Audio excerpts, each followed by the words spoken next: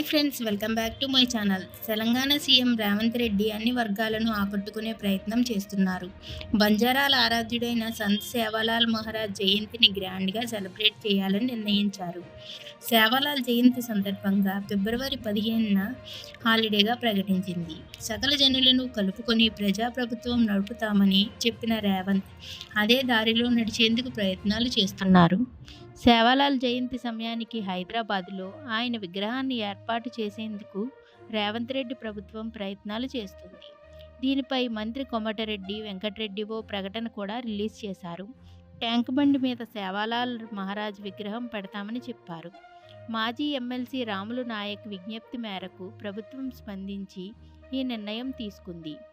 కాంగ్రెస్ ప్రభుత్వం గిరిజనుల అభివృద్ధికి ప్రత్యేక చర్యలు తీసుకుంటుందని కోమటిరెడ్డి తెలిపారు. సంత్ సేవాలాల్ 1739 ఫిబ్రవరి 15న అనంతపురం జిల్లా గుత్తి దర్గాలోని గొల్లలదొడ్డి సేవాగఢ్లో జన్మించాడని చెబుతారు. ఆధ్యాత్మిక గురువు, సంఘ సంస్కర్త, బ్రహ్మచారి అయిన సేవాలాల్ తన అద్భుతమైన బోధనలతో తన వాదాన్ని వ్యాప్తి చేశారు. బంజారాలు, నిజాం, మైసూర్ పాలకుల హక్కుల కోసం జరిగిన పోరాటంలో కీ రోల్ పోషించారు సంత్ సేవాలాల్.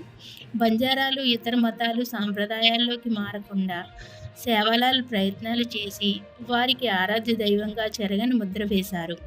బంజారా భాషకు లిపి అందించిన సేవాలాల్ బంజారాల వేషధారణకు ప్రత్యేక గుర్తింపు వచ్చేలా చూశారు.